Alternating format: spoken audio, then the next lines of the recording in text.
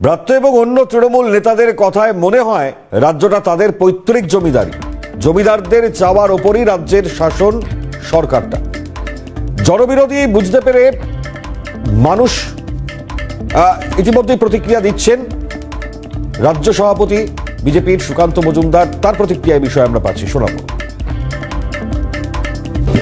ব্রাত্য বসু এবং তৃণমূল কংগ্রেসের নেতাদের কথাবার্তা শুনে মনে হচ্ছে পশ্চিমবঙ্গটা তাদের পৈতৃক জমিদারি এবং তারা যা করবে, জমিদার তারা যেরকম চাইবে সেইভাবে এই রাজ্যটাকে শাসন করবে।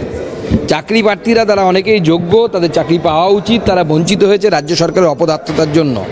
তো স্বাভাবিকভাবে তারা আন্দোলন করছে, সেই আন্দোলনে পুলিশ তাদের উপর গ্রেপ্তার করতেই পারে, কিন্তু তাই বলে নন অ্যাভেলেবল সেকশন দিয়ে গোটা রাত আটকে রাখা, মহিলাদেরকে আটকে রাখা, তাদের সাথে অনেক এমন আচরণ করা যে আচরণ সভ্য সমাজে গ্রহণযোগ্য নয়।